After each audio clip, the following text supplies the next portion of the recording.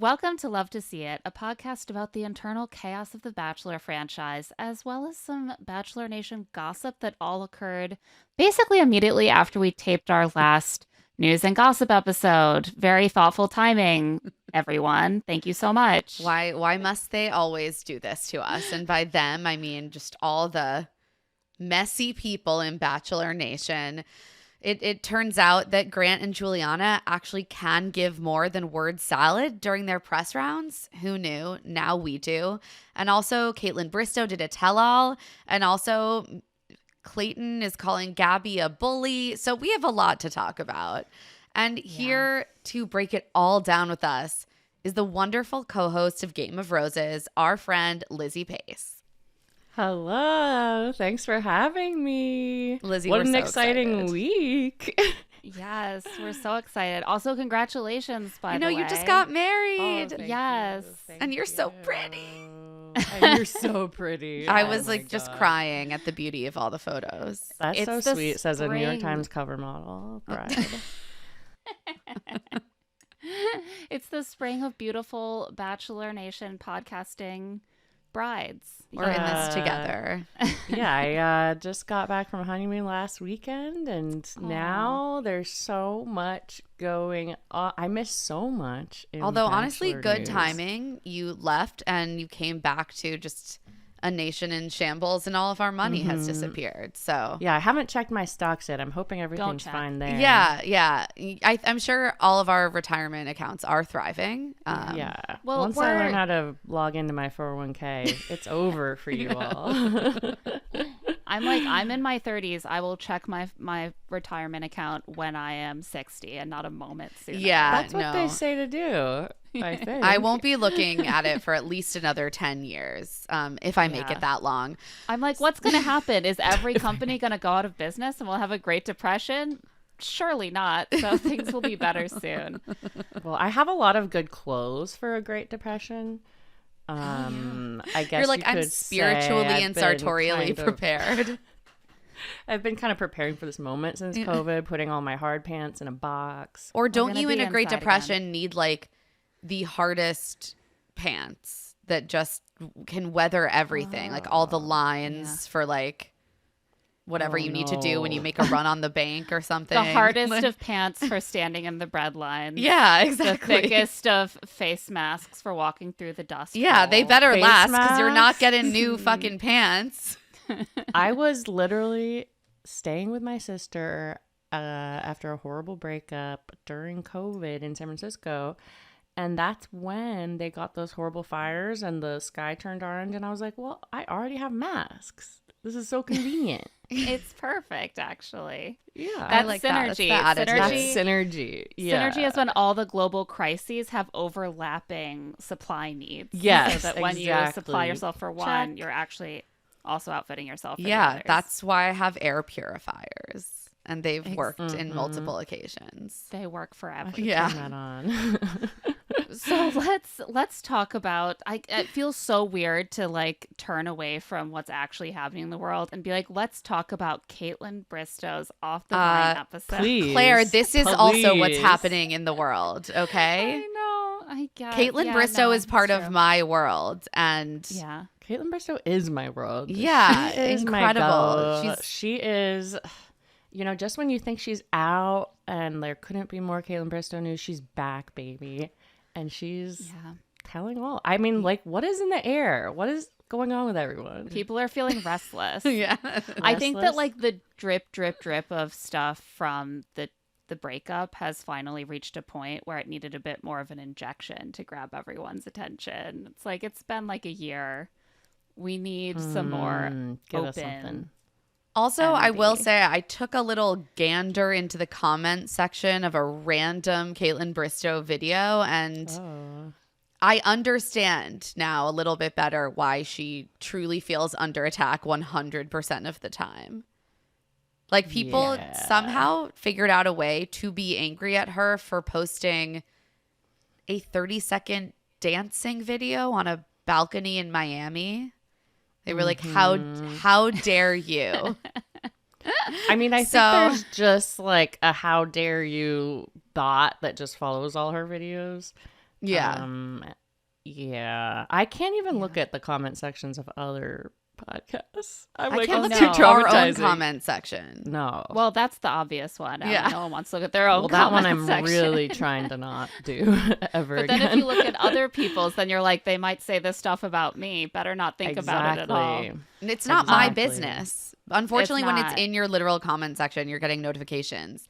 It becomes just your ignore business. mine. So Yeah. it seems sort of like Caitlyn was just like, I need to unburden myself a little bit more. I've processed and I have thoughts. And so she sat down with one of her best friends who just kind of asked her a bunch of questions that I guess people on the people internet sent in, and also some of her own questions. So we don't want to spend too much time on this because we have a lot to discuss today. But there were a couple like big takeaways that people had, I think, as Bachelor Nation members who are interested in Caitlyn's past relationships from the franchise. And so she talked a little bit about Sean Booth, the person that, of course, she got engaged to on The Bachelorette.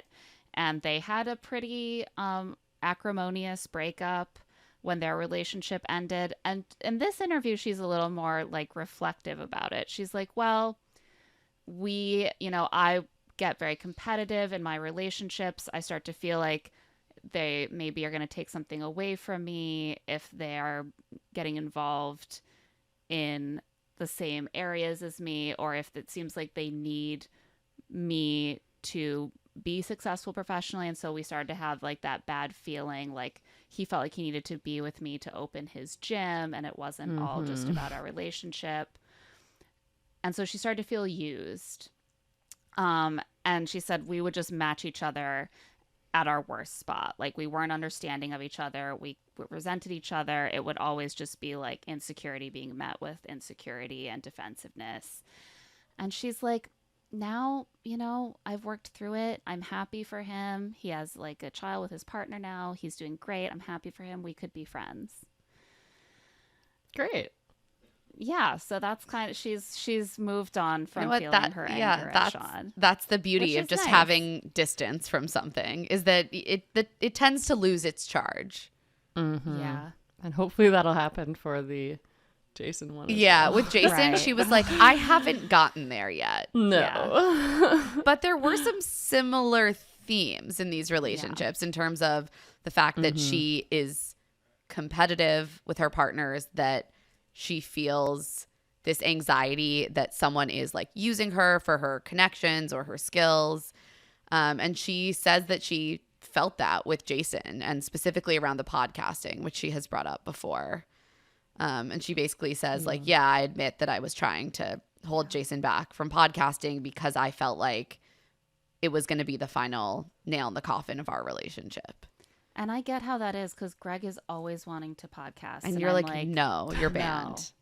No. Men don't have a voice. They're not allowed to have a voice. That's for women. I speak Silence for him. this household. That seems fair. I mean, Yes. this is really tricky with Bachelor Nation couples because they're all influencers. Right. I mean, Caitlyn is basically at the start of influencing, coming off of Chris Soule's season. And if you're going to date within the franchise, they're going to be influencing. And guess what's a great way to influence? Podcasting. Yeah. And Also- honestly, Jason Tartick's podcast is great. Like, I'm glad he made the podcast, but I don't know if I would be glad if I was in a competing. Yeah, I think my main thing was like, I understand those feelings. I don't want to personally be creatively competitive with my partner. That would like that would not feel good to me. But if you do choose to like if I chose to date another writer, commentator, podcaster, like I would just have to deal with that.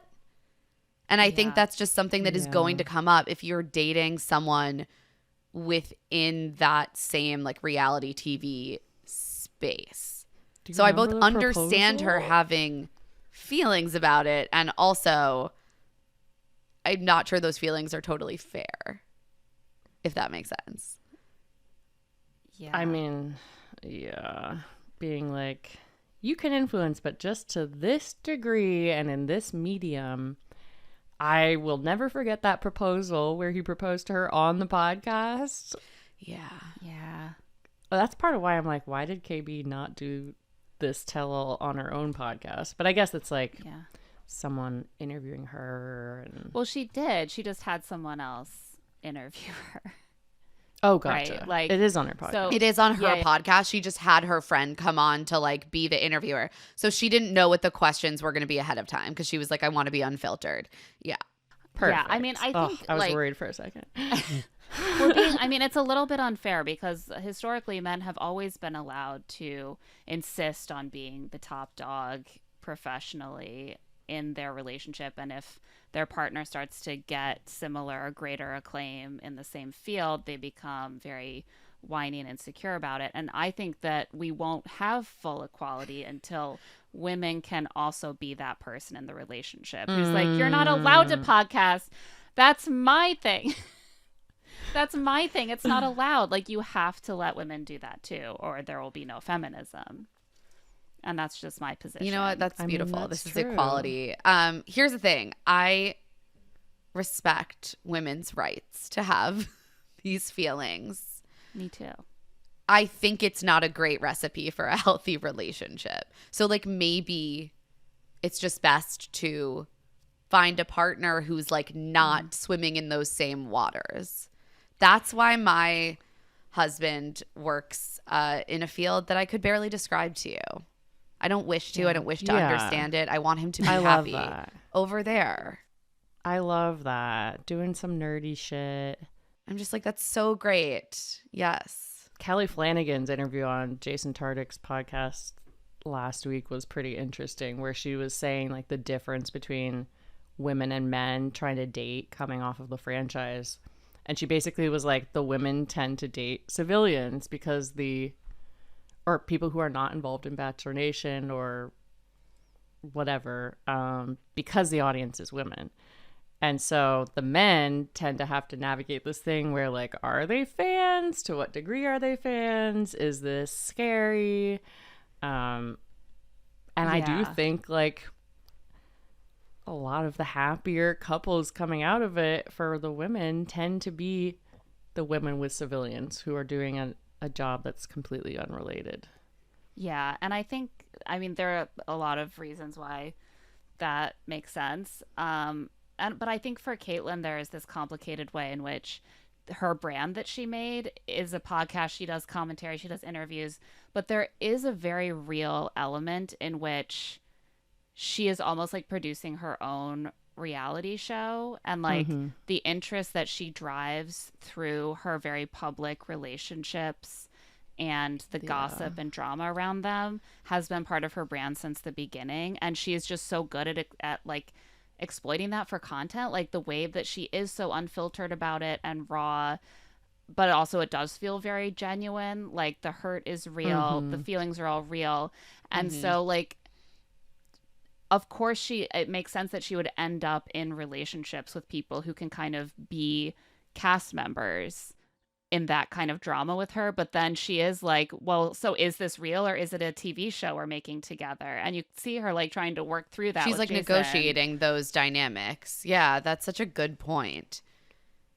And it's not like a conscious thing. Like, I believe that these people get together and that they were in love, and just like these, I don't know. That's why it would be such a mind fuck, I think, to be in a public relationship. Also to be in a space where you need to generate public interest in like you as a person in order to continue having a livelihood. Like, it's just creates all of these places in which like conflict can bubble up in unique ways that like a normal couple wouldn't have to deal with. I definitely have to consider how much of my personal life to include on the podcast. Like, that is like an active thing of like, well, I definitely, you know,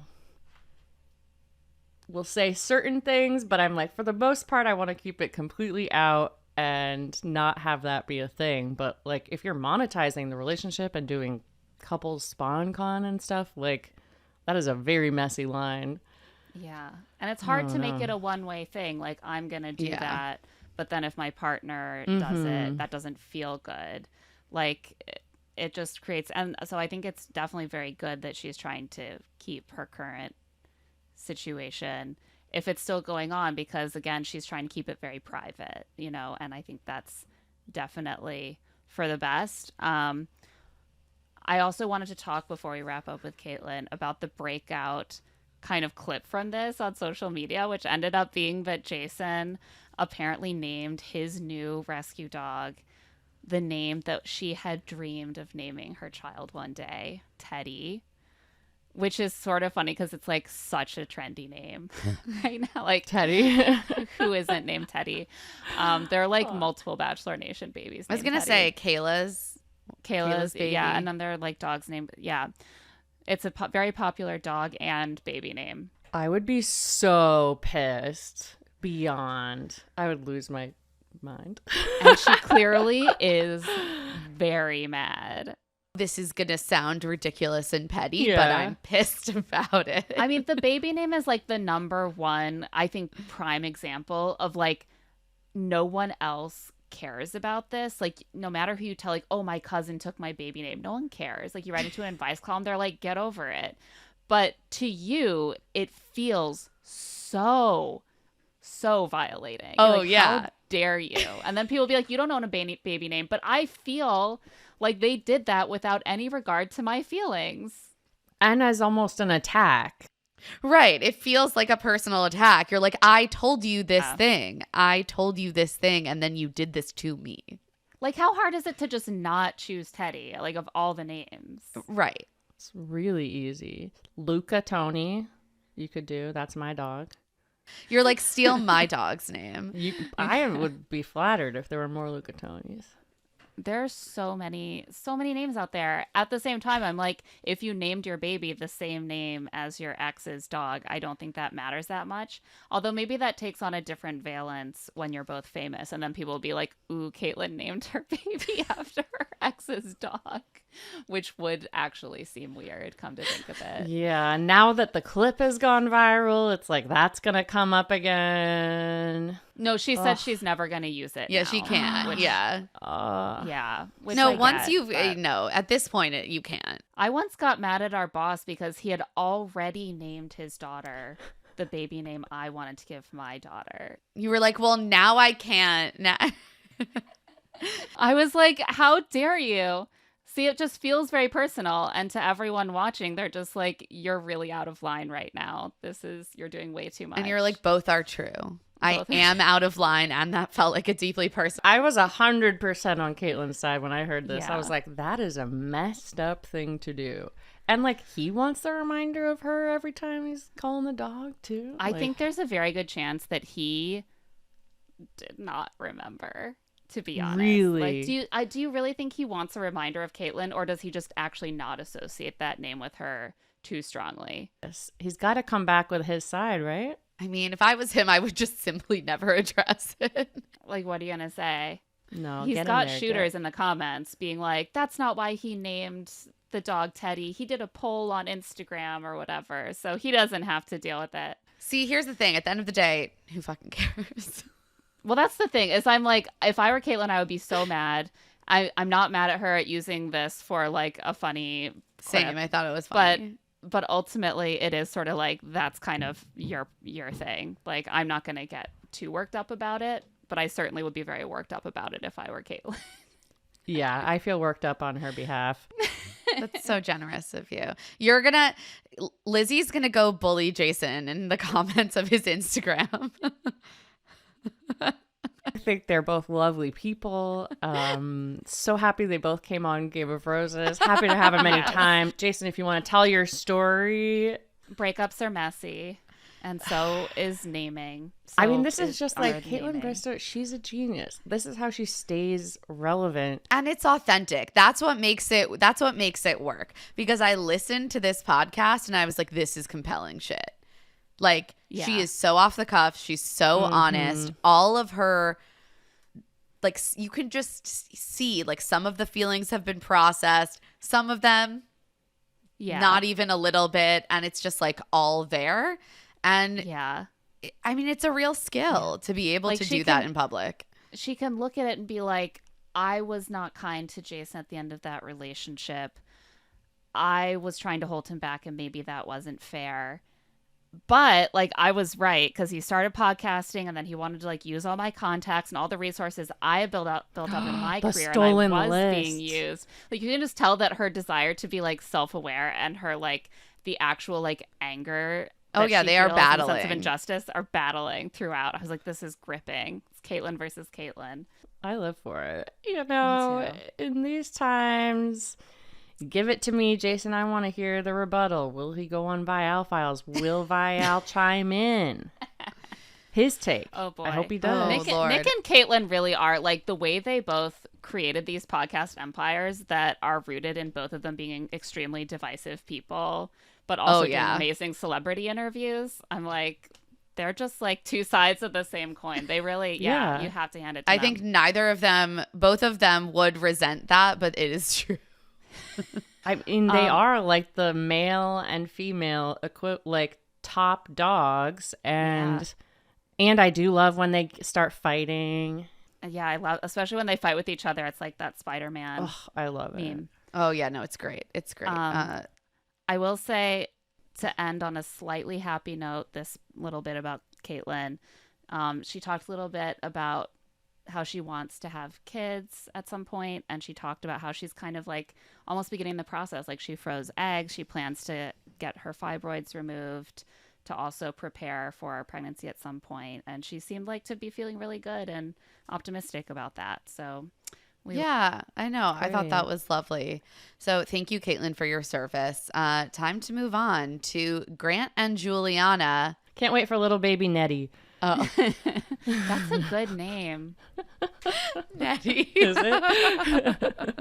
I'm bookmarked. Sorry. I actually gave my girl name to my second son by turning it into a boy name, and I'm like, now I don't have a girl name, so I'm putting that in the old file. Nettie.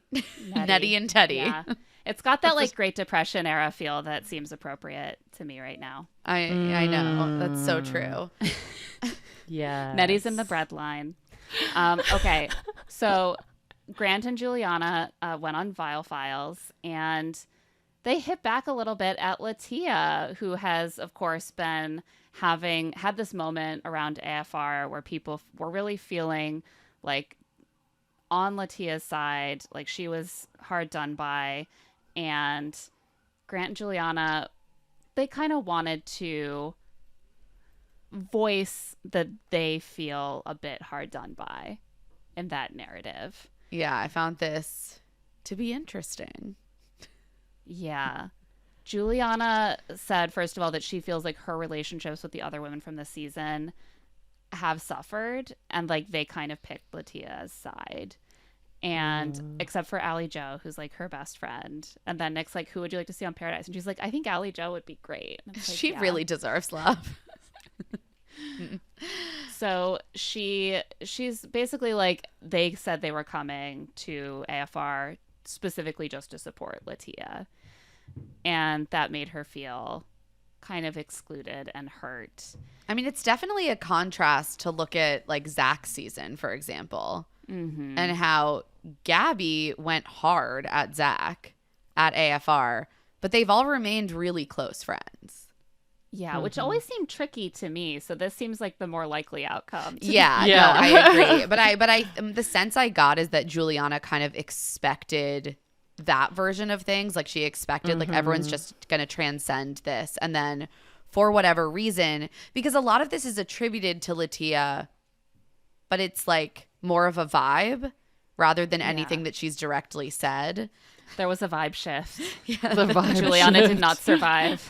She was like, I was expecting Daisy Kent, Kelsey Anderson holding hands going to the final rose ceremony together. And I didn't get that. Yeah, that's unfortunately because Daisy just like wasn't that into Joey. And I think Latia was into Grant. I think Grant made a mistake, which is that there was a woman who was 31 from a very like traditional hardcore religious community that really prioritizes women having large families, and that's what she wanted, and she's 31, which in such a community is kind of old to be single. And he was like, from early in the process, he was like, you're it, and I can't wait to start a family with you. And what do you know? She did not take kindly to the fact that this was suddenly pulled away from her. Right. And that she felt actively misled. And she went Yeah, hard like, in regards to that. Yeah. Like, I frankly found her tone during AFR to be fine. I'm like, that is your time to like get your feelings out. So, Mhm. And this Get was the that only drama of the victimization season. out of it. yeah, first of all, this was To the be next only like Bachelorette. drama of the end of the season. Also, I don't know, she's allowed to be mad and she's allowed to hold his feet to the fire. I think that's fine. Oh, come on now. Come on now. Juliana did say that sometimes she does that to Grant now. Be like, come on now. It's so funny. I died. I loved it. Also, just Natalie, Nick's wife, Natalie, saying "Come on now" on the podcast. It's like she just does it perfectly. It's really enjoying. Just hearing That her say it. authentic. Yeah, that Southern. authentic Southern. She's from Georgia, so yeah, no, so she nails it. Yeah, I think that there may be some key differences to some of these other seasons. Like Latia's into Grant. She felt like a real urgency to like have that partner and start a family. That was taken from her. Also, like, I do think that in Katie and Gabby's case, Katie was kind of affected by Zach's behavior. And so maybe she and Gabby were able to feel more of a unit in that. Whereas Juliana just had this like fairy tale ending. And it's like, oh, you want me to like watch Latia get her heart broken and feel bad for her? Like, I'm not thinking about that. That's not my priority. You know, it feels like they had much more separate experiences of Grant. It's kind of how you view the show. You know, it's like, is it, as Hannah Slaw said, we know what we signed up for, or is it not? Because if he's saying, oh, I would end the show with you, but not ending the show Claire Crawley style, are you believing that? Or are you like, oh yeah, the leads have to lie to everyone constantly the whole season? So who knows if this is truly correct. Yeah. And I think that there are like inflection points where different things become known to be not that telling. Like, I think that historically, if he said I love you, you would be sort of like, oh, well, they never say that until the end, until Ben Higgins did it. And then suddenly it became not such a big deal to say I love you, because they all knew that that was something that a lead could say without choosing them. And I think that to have someone behind the scenes being like, I want to end the show with you, it's definitely you, we're going to have a life together, that seems like a step beyond what you know. Oh, definitely. Yeah, I think it's the off-camera reassurances that, according to Latia, were going on. And what I found interesting is that Grant is trying to just take the high road, in the sense that he's like, she's feeling her feelings, I'm not going to argue. But he also is implying that certain things didn't happen without saying anything specific. So it's impossible to litigate.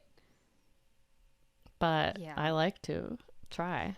That is what we do here. It's impossible to litigate. However, that being said, However, I mean, I'm like, Latia should be the next Bachelorette. She's going for that Agreed. victimization edit. I want to see a Mormon Bachelorette. I think that would be so quirky and interesting. And she just played such a good season. I loved that Tyler Cameron weighed into this. He like dusted himself off to jump in. We have to talk about this because Grant responded on TikTok to Tyler Cameron's claim that Grant had unfollowed Tyler for like supporting Latia. And he played it pretty well. He posted a video of him vibing to Kendrick's Not Like Us, and the text on the video said, I really unfollowed you because of what you said about Kendrick. Stick to country music. And then in the caption, it was like, but all love Tyler Cameron. So good. And I hope this apparently escalates. Tyler was like shitting on Kendrick's Super you didn't Bowl. see this? No, Yeah. I missed this. Wait, what did he say? I missed this. I don't follow him. Oh, Tyler Cameron and Jason Tartick said worst Super Bowl show ever. Should have been. What? I think Tyler wanted it to be Lil Wayne. Lil Wayne. Yeah, should have been someone. Lil Wayne. It was so stupid. Like, Worst ever. Okay. You know what? I'm on Grant's side. I'm on Grant's side now. He's won me over. Well, I'm like, what does Yeah. Juliana think about this? I'm curious. I'm like, what is going on politically with this couple? I'm so curious. Does Juliana understand the cultural and political context of Kendrick's music? Because I don't know. I don't That's know. why it's all I mean, and also the fact that her bestie is Ally Joe, also known MAGA tendencies. Oh, really? I mean, are you shocked? I don't know. I'm just like women. I'm always surprised. White women, we can no longer be surprised, unfortunately, Lizzy. Yeah, especially the ones who go on The Bachelor. Yeah. But- I mean, yeah, the audience, I don't know. Yeah. I don't know. I saw people slut shaming Latia in the comments, being like, "She's not godly. Look at her outfit." I was Jesus like, Christ. "Oh, you know, Latia was getting some shit from her, like, I'm sure from the whiter, more conservative parts of the Mormon community." Yeah, I also feel like the when you have like a really conservative religious person who goes on the show, if they really commit to the process and then they don't get married at the end, they almost have to go for a victim edit because there's so much judgment for them giving so much over to a man who's not going to like make an honest woman of her. Like I feel like it becomes so much more loaded for like a Maddie Pruitt or a Latia. compared to, Latia like, reminded a me Caitlin so Bristow. much of Maddie Pruitt. I was like, the withholding of the religious information until hometowns. Beautiful. Surprise! It's a get Withholding out of the no situation. sex until fantasy Well, suites. Maddie Pruitt really strikes fear into me. She's, I think, one of the scariest people to ever come out of, and most dangerous people to ever come out of this franchise. She don't know. Her She don't know. podcast clips truly chill me to the bone. But, that's a discussion for another day, Yeah. perhaps. She's Chad's number one parasocial relationship. He loves God. watching her. Oh God! I mean, it's fascinating. It's It truly is. fascinating, and I think Latia would make for a fascinating Bachelorette, and just like how controlled she is, like the tonal shifts, like the different sides she has to herself that we're maybe not always allowed to see. Like there's so much to unpack in a season. It's a rich text. I would Yeah. be very curious to see how she went through an entire season and what pieces of her we got to see. So I mean, I'm all for her going off on AFR, making it interesting, but I get So- that Grant and Juliana have feelings too. Yeah, they were just like, it's like Mean Girl. Like she was really hurt that Latia brought her up during the breakup and that she made jabs on stage about how she's glad she's not with a man who is so conflicted up until the end. I probably would feel the same way if I were Juliana and I were still in that relationship. I'm like, oh, you think you're better than me? Me and my shitty relationship. I get that. That probably doesn't feel good. And she does say she has now watched the finale. She just didn't want to watch it that night when she was going to publicly announce her relationship, and she wanted it to be positive. But some other news that came out of this interview is that Grant says he's not focusing on releasing music right now because he just wants to focus on his relationship. I feel like he did Sad. not get the reception that he wanted for his music, and he's like, never mind for now. Maybe when people are less into making fun of me, I'll release the music again. I mean, I do think it was.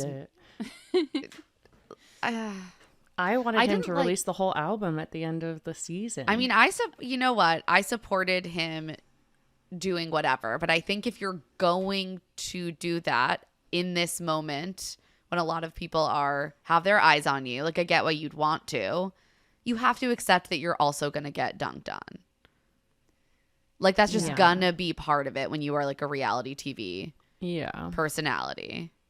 That's just part of being famous at all. Right. Yeah. Like that's, Well, I mean, and I don't have the stomach for it, but. Well, and it's like you're trying to capitalize on your public platform in another dimension to get more ears on music that maybe isn't that good, right? So the cost to that free publicity Did for you your listen to music Party is. Girl? I did listen to Party Girls, Lizzie. I wish I maybe hadn't Different listened tastes. to Party Girls. Different tastes. Lizzie's like, it's my ringtone now. It's my alarm. I listen to it all day, every day. No. Them allowing him to put out the music, I thought was a good sign. Because What? usually they like try to lock the bachelors down and they're like, you can't do anything. And like letting a bachelor release music, I feel like is a good step in the direction of like, yeah, these are influencers. Like, let them work. I support his right to release good. music. Yeah. I also support the public's right to dunk on it a little bit. Yeah. Yeah. Like that again, I just think that's the price you pay for getting free publicity from something like this, is that some people are going to be like, we're only listening to this because you're on The Bachelor. It's not like good music. People I think are he allowed should to release think the that. one that he sang with Alex. I need you. Do, do, do. I agree. That one was good, I like that actually. one. That's in my head. I was into that. Yeah. Okay, so we got to take a quick ad break. When we get back, we will briefly touch on Gabby and Clayton's beef, and then we're going to really dig into the future of the Bachelor franchise. And we are back, and it's time to talk about the most recent goss, the most recent pseudo feud in Bachelor Nation, Gabby Windey and Clayton Echard. Gabby Windey recently went on the Las Culturistas podcast. They had a very long, like 90-minute conversation about all sorts of things. And the host at one point asked her about her experience going on The Bachelor, on the state of mind going into it, and like basically asked how genuine was that experience? Like, how genuine were those feelings? And Gabby, in her very on-brand Gabby way, starts like dunking on the experience a bit, but also talking about the ways that the environment of a show like The Bachelor makes you, or like encourages you to kind of manipulate and gaslight yourself into having these extremely heightened emotions. So what I think we've always known, like she was basically like, I felt like I was in love with him, despite the fact that perhaps in another circumstance I wouldn't have been. And in this exchange, she throws out some spiky, kind of mean words about Clayton. She talks about the fact that she calls him toe-looking at one point. Yeah. No, it's a little rough. And then asks the host if they've seen his dancing videos because they'll, quote, make you wish you didn't have eyes. And this is mean. I want to be clear. This is mean. But when you listen to it in the context of the full podcast, it really feels like a very like overly snarky, overly mean. Yeah, tonally consistent. And it's like an overly snarky jab that is like fairly inconsequential to what she talks about in the rest of the podcast. Of course, whenever someone does a podcast, accounts clip these moments and then they live on their own. And I think that seeing this clip floating around on its own, it felt like crueler than it hit my ear listening to it in context, if that makes sense.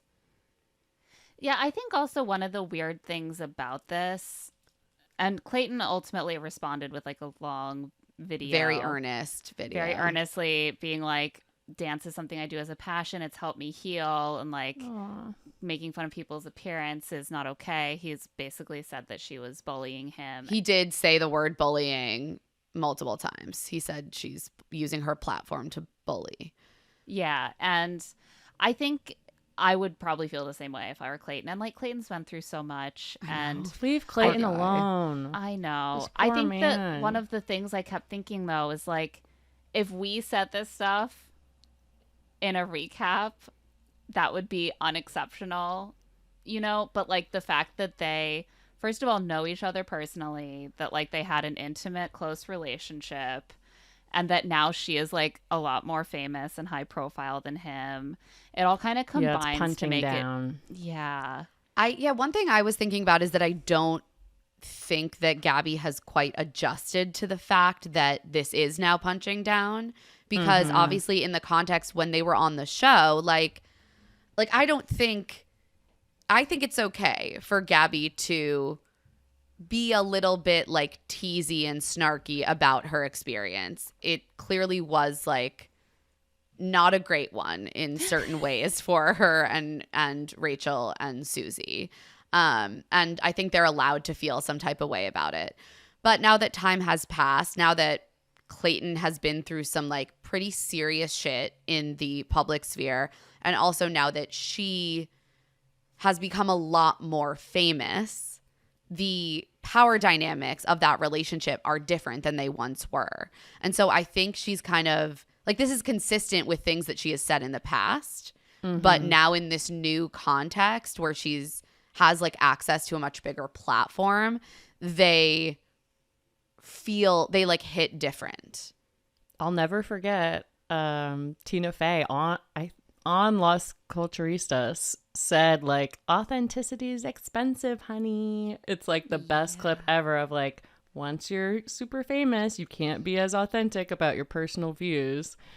Yeah. I mean, Las Culturistas has had so many like scandals of this type. I'm using air quotes around scandals, but like where a celebrity comes on and ends up saying something that either at the time or in the future becomes very problematic for them because they were like too snarky and honest about another celebrity, and Gabby just like tumbled right into it, understandably. I think if she had done this like 2 weeks after the finale aired, everyone would have been like, yes, queen, yes. Yeah. Right? And now it feels different. And why would she necessarily have internalized that? I don't know. But it, like, to me, I heard it and I was like, oof, I don't feel good about calling Clayton like a toe looking guy anymore.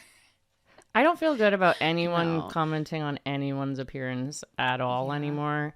Yeah. And like, I think it's something we love about Gabby is that she's so authentic and that it comes off like she has no filter and just says whatever is like on her mind. I'm obsessed with the sunglasses she's wearing in this interview. They're like just a black line straight around her whole head. The styling it's is incredible. Just a but whole genre Clayton, of clothes like, that I could never pull off ever. Has even any for a second. lead had to deal with what Clayton has had to deal with? I think he's had to deal with the most shit of anyone, and like I want to like guard and protect his little heart. And also, well, that's his the dancing, thing. It's like he's been. I disagree on the dancing. I love the dancing. I know. Actually, the dancing videos make me smile, and it's partly because they're not good, and he knows they're not good. Like, he's not like, wow, I'm an incredible dancer. No, I think he's super happy. So it was this weird thing where I was like, I don't think that Gabby's intention was to be malicious. I don't think she has some like deep hatred in her heart towards Clayton. I think she has like a barbed wired edge towards men, especially now that she's like, I am free from them. Edges, Emma? Not rough, sharp, very sharp edges. She's like spiky towards men. Yeah. And I for think, good like, reason, but I think that like I think that this one was just like misdirected and set off the cuff in a way that was. In a way, I think she was almost being like trying to do a bit of this almost self-deprecating thing of like, look what an idiot I was, like thinking I was into men and I could just like make myself be in love with whatever man was in front of me, but I was like just dating the wrong gender. And this was like, looking back, like, thank God. But like it came out kind of mean, especially when you pull out the clip. But like the whole like episode is actually really fun, to be honest. I listened to the whole thing and I was like, super fun. Great. It's super fun. It's great. I love her. And I also really like Clayton. And I hope this beef shuts down and does not escalate. I also personally think bullying is a bit of a strong word for what happened here. I think it was like mean, and I get why he was upset. I think bullying is just one of those words like gaslighting that like people like having a very specific sounding label to put on something, even if it's maybe not exactly what is going on. It like kind of puts an understandable term to something that you're experiencing, and so people reach for bullying a lot. You know what? I just feel a lot of empathy for everyone involved here. If she does it again, maybe it will be bullying. Yeah, like, I think bullying requires totally like a repeat. Oh God. Everyone be gentle with each other. It's so hard out there to be in Bachelor Nation with all these. So hard. these terrible Clayton, things keep going dancing. on. Never stop dancing. Just don't. You know Dance what? like Gabby isn't watching. She should just unfollow you. Okay, so now that we've fully caught up on all that gossip, just very briefly, as promised, let's get into the real subject of today's episode. We've never really done anything like this before, but it felt like the moment to have an episode, or as it turned out, just like a segment where we really dig into all the chaos that's going on in the Bachelor franchise right now. And like, it feels like we're at a moment where the future of the franchise could change meaningfully. Like, what is going on? What is about to happen? What should happen? That's what we want to discuss. So, Claire, for those, are you yes. going to can you just run us through yeah, what's I'm been do going on? There's a lot in here. I'm going to try to do it very top line, and then we have more details for reference. But just to quickly remind everyone what's been going on, it's been a pretty rocky 5 years for The Bachelor. It's 2025. In 2020, COVID shut down production of season 16 of The Bachelorette for months. They ended up airing that truly tragic The Bachelor, the greatest seasons ever clip show instead. Remember that? Oh, yeah. And we recapped it because we were like, what else are we going to do? And that was not good for us. And then, meanwhile, there was a lot of backlash going on towards the franchise. It was swept up in the Black Lives Matter movement, fueling a lot of outrage at corporations and brands that had faced criticism for their lack of diversity and inclusion for years. The Bachelor had never had a Black Bachelor, and that had been a point of criticism for many years. And so they ultimately addressed this by like hastily choosing Matt James as the next Bachelor, and then it was a complete debacle, in part because the show could not figure out how to appropriately produce and support a Black Bachelor. This culminated in Chris Harrison, the longtime host, being forced out after he defended the winner of the season, Rachel Kirkconnell, having previously attended a plantation ball. And then, as if this all weren't bad enough, because of COVID, they had to film several of the seasons in a bubble at resorts with no or minimal travel. I think Never that was forget. brutal. Claire and Tayshia, Matt James, Katie Thurston, and Michelle Young, all or part of their seasons were filmed in COVID bubbles. There was also 2 Summers of Paradise that were missed because of COVID. And viewership has just been like eroding a lot. And part of this, I think, can be attributed to the industry changing. You know, viewers are changing their consumption habits. They're streaming more. They're watching less like network TV. They're watching more TikTok. And also, like, we have seen some watching more TikTok. They should just make the show on TikTok.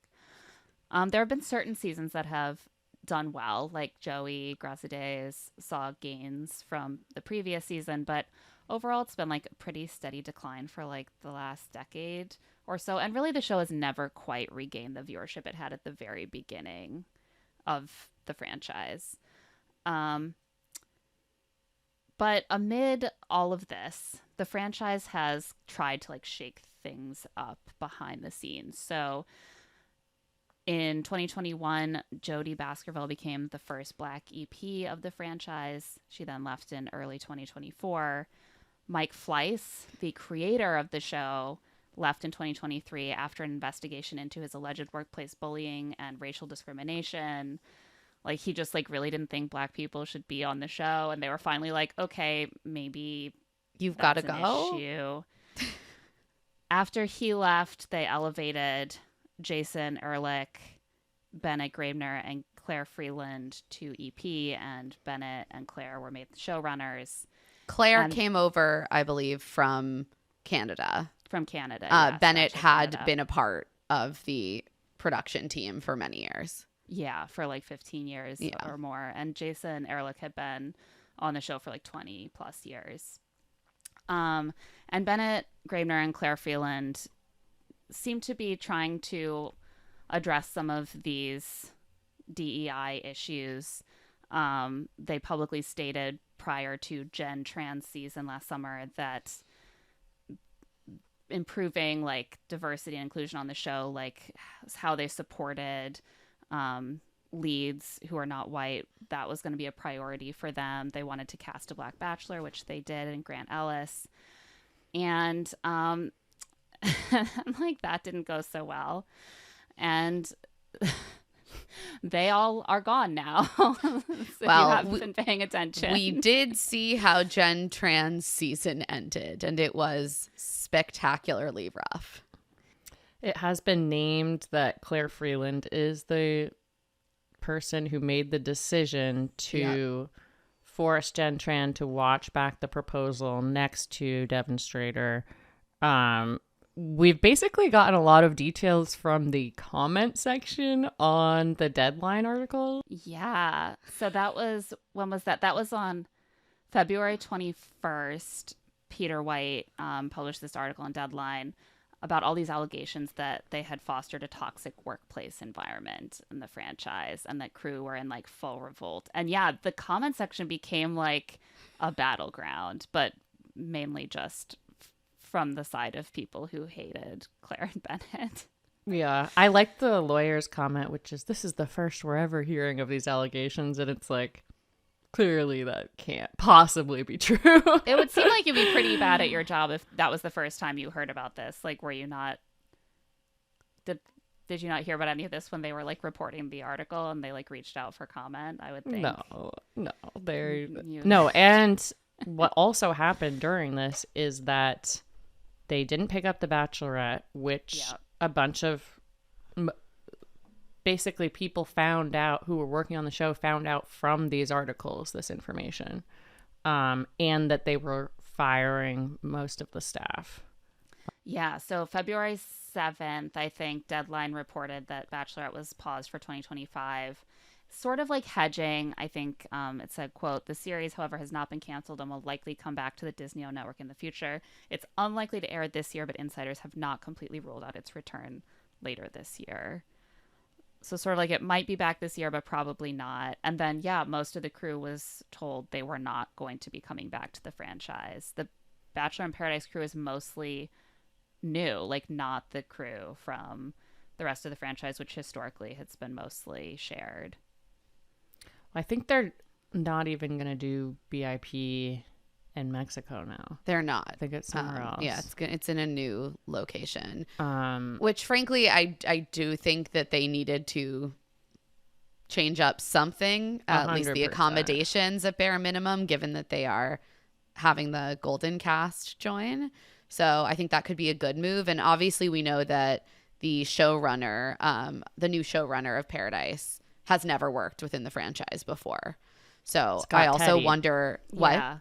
Scott Teddy, who Yes. ran Summer House. Do you guys watch Summer House? Oh, yeah. So he has previously worked on Summer House, Claim to Fame, and Married at First Sight. I love the idea of like Bachelor in Paradise as a Summer House / Married at First Sight mashup.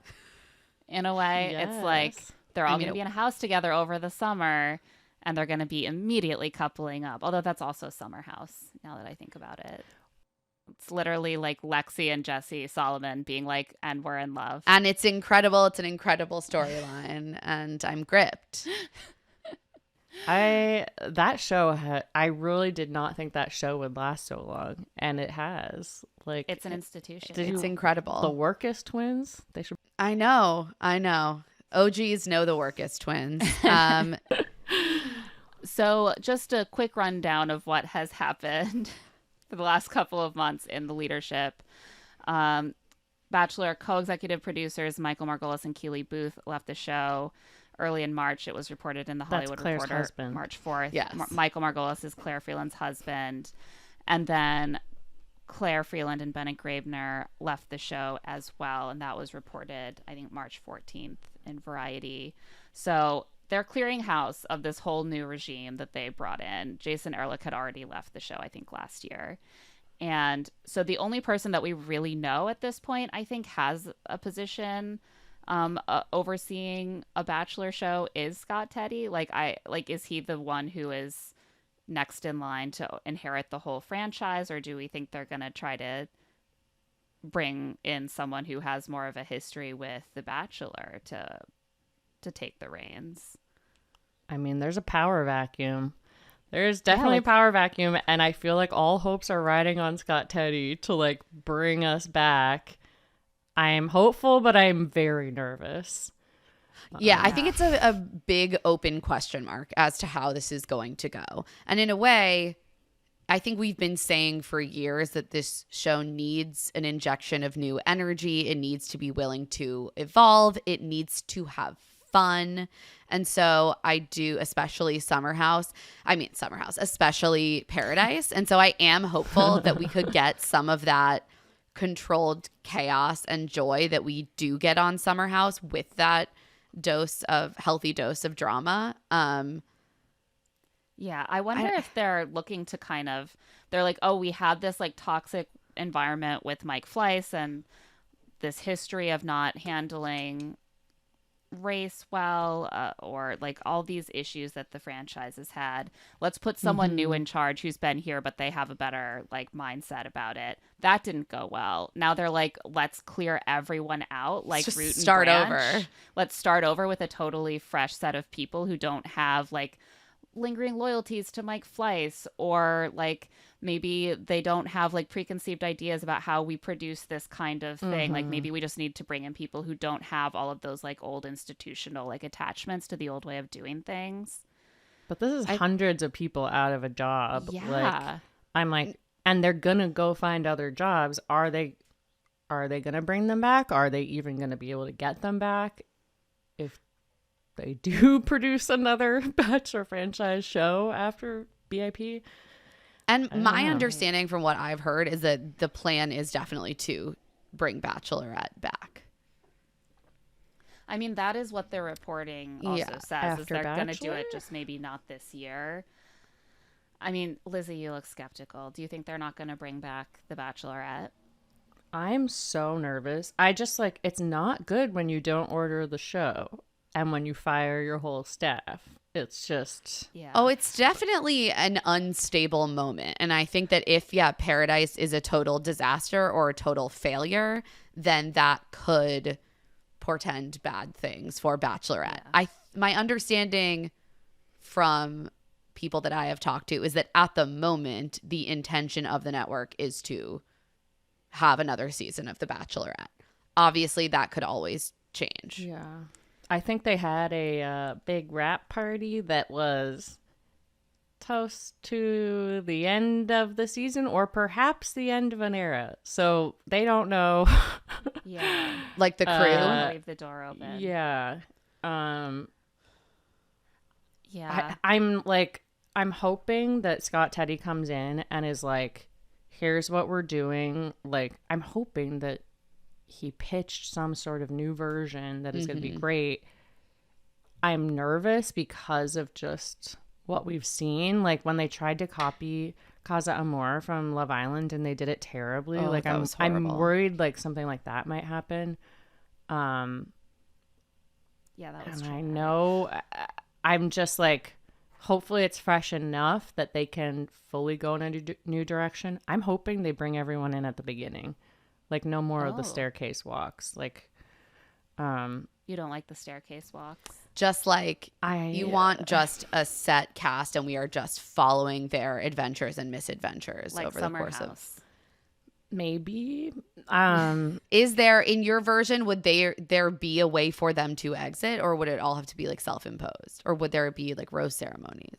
I think you can still do rose ceremonies. But I just think like I feel so bad for the people who come in at the end who just like have no shot and it just kind of fizzles out at that point. It does feel wasted. Like you're right that you might get a better end product if you're really just investing in the cast that you have. In the stories that happen, like I know Right. they try to like jam in these like triangles essentially. Like I remember last BIP season they did that with characters who didn't even last all season. So I was like, why did you even focus on these people in the first couple episodes? I feel like it's tricky. Like for a show like this, it's hard to do without introducing new people and eliminations, because I think most shows have new people and eliminations because you need to kind of call out the people who aren't getting involved in a storyline, and you need to put in new people to replenish and to like inject new storylines. like Love Island and Right. you know, F Boy Island, like all these, like even if they only do like a couple new people here and there, they're still doing that. But I think it's weird with Bachelor in part because they all know each other, and so very quickly, early in the show's existence, you started to run into the problem of people deliberately dating someone to wait for someone else, which I don't think we see in like any other franchise. Well, right. You don't have that issue on like a Love Island because generally it's No. totally new people or it's someone from like a different country if it's from within the franchise. Perfect match. I feel like there's just too much like disconnection between them and too many options for who could be there for that to be, at least so far, like becoming a real issue. Well, there's, you know what they're doing in Perfect Match, though? They're like purposely bringing in. I remember we were talking with Tolu about this, and she was like, yeah, people will pick people to come in who they think won't steal screen time from them. Oh, yeah. Yeah, no. That needs an overhaul for different reasons Yeah. than Paradise. There's a lot of, there's problems with every way you go. I would love to see like Love Island USA season 6. I feel like they really focused on like a core 6 of characters, and then you're just like kind of following their love stories. And I think maybe a much smaller cast would also help. But I'm nervous, and I'm like, there's no Bachelorette, so who are the guys? We're not going to remember any of them. Who's going to be the Bachelor? They're not coming out of a Bachelorette season. I'm just very nervous in general about the show. Yeah. Although I still believe it will outlive me. Like 80 years from now, they're still going to be doing Paradise. Or are you just planning on going fairly soon? No, I just think it's like, it's such a, like the format is so pure that like, I just think they'll keep doing it, even if it goes to streaming. Like, I feel like network TV is just like dead. I would be happy to have Bachelor on streaming. That's just a matter of time, I think. Yeah, I mean, bring it They anywhere. experimented with Dancing with the Stars and it didn't work, but I think it should go to streaming. And yeah, I'm hoping Scott Teddy save I know. us. I'm so sorry to Scott Teddy, but all of our hopes and dreams are literally riding on you. And I love putting a man on the glass cliff, to be honest. I'm like, Exactly. You fix it, bro. Fix Okay. it. Wait, what would you guys do to Paradise? hold that thought. We're going to take a quick break. When we get back, more about the future of Paradise and the franchise as a whole. And we're back. What would we do to Paradise? I don't know, Lizzie. I'm not a producer. I just watch. I just let it wash over you're like me. the That's why I smartest don't people I have know. that job. I mean, I do think that they need a new setting. I've been saying that for a while. Like, they just seem so physically uncomfortable the whole time, and it's to the point where it's like distracting. I think that's what makes it unique, and that's my counterpoint. Like, if That they it's go to gross? another like sanitized resort with like wipe down white beach chairs and like a perfectly blue infinity pool, it's just going to be exactly like all of the other You like that streaming they're shows. suffering. I think that gives the show texture and grit, you know? Okay. They're like, oh, I'm covered in sand and there's crabs in my bed. And I'm like, good. This is No. cinema. I don't know. Let them, like, I want them in like one. I want them in one house. I want them separated less. I want to see them like having mingling moments. Like, they do this very controlled thing on Paradise where for so many hours on certain days they will just keep the men and the women completely separate for each other from each Get rid of other. I'm that. like, no. I want to see people like sneaking into each other's beds. I want to see people making breakfast together. Like, I loved Bachelor Winter Games for this reason. Iconic show. Did they all live together? God, Yes! all I And can it remember was is like like Ben Winter Higgins House. being sad. It was like Winter House. It was Well- so good. Winter Games was Winter House. Paradise Yeah. is Summer House. I think that maybe they should consider doing the bed pairing. Like, you know, I'm down. like their living quarters are so isolated. Well, Yes. that's part of my argument though for having one big Yeah. shared living quarters. All adults here. Like you're telling me Yeah. I'm in like a really intense, I'm having an intense fling with someone I met on vacation and then we go to our bunk beds at the end of the night. They're Get outta all here. there's all this like infantilization, even down to the sleeping quarters. Like we don't need that. Bunk beds don't facilitate romance. Zero. They're like anti-romance. No one used the boom boom room the last couple Paradise seasons except for Ashley I farting all over Jared. God, we didn't need that. And then what's her face pretending to steal someone's dildo. I'm like, people should be having sex. And I think Yeah. you're right. I think the summer house, one house, I think they don't want them to be connected because they want to have control over the storylines more. And I don't know. That's just how they've always done it. But I think that is what needs to happen. Yeah, give them more rooms to go into. Give them a little bit more space to play in where they will naturally be interacting with each other. Do you think the Goldens should be able to date the Youngs? That's my nightmare. That was like, I have a whole section about this. Yeah. What are the Goldens doing there? Are they going to date each other? Actually, when Kelly Flanagan went on Jason Tartick's podcast, she was joking like she's too old for Paradise now. She's never dated a younger man. She's like, if they send the Golden like singles there, like maybe I would date one of them. And that is actually my fear, that there's going to be like a 35-year-old woman who is dating like a 62-year-old man from Golden Bachelor, and everyone will be like, an age-appropriate relationship. We love this. They're peers. That is my nightmare. I don't want them to do that.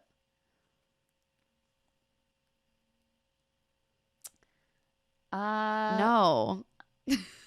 Did Jonathan break up with his girlfriend? I thought that he had like a Oh, girlfriend. Jonathan right has a after. girlfriend?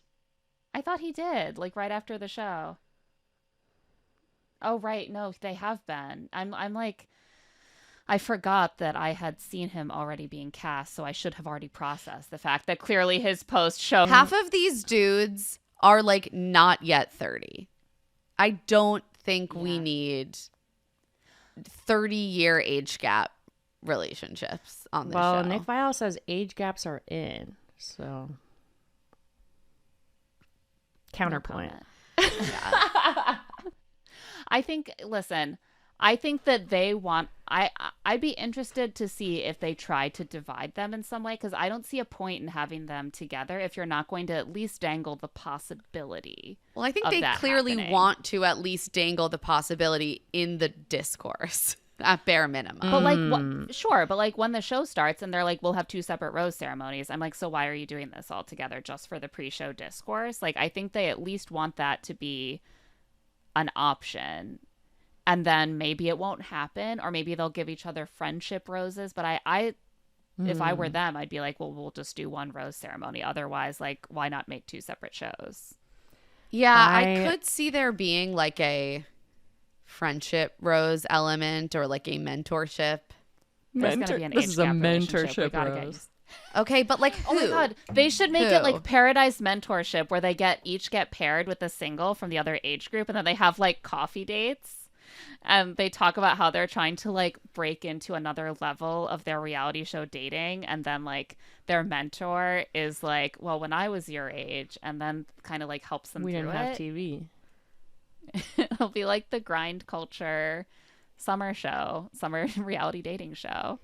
I didn't think of this, but Chad posed this as a problem, which is he thinks that it will have the Gabby Windy Rachel Recchia season problem of like 2 separate dating pools, so you get less time for the storylines and they can't cross each other, so there's fewer options for everyone. Well, totally. And that's kind of why I was like, they at Yeah. least have to be trying to mingle it a little bit, because otherwise they're essentially cramming 2 shows into 2 one shows space. into And one, historically, yeah. Paradise is already very cluttered with storylines, and they do like 4 hours a week, and it's still too much story. They I better could not see do them 4 just hours. assuming that it is going to like informally sort out. But Like still establish no combining it. rules. Yeah, like establish no rules, but not. I mean, I guess it depends who they cast. Like, are they going to try to dip back into the archives and like cast people from super early seasons who are in that middle age group between Right. the 20 somethings and the 60 somethings, if they're not doing that, if they are Deanna casting with all Pappas? very recent cast Deanna. members. Deanna's available. She's recently Kind of become available. In between. Yeah.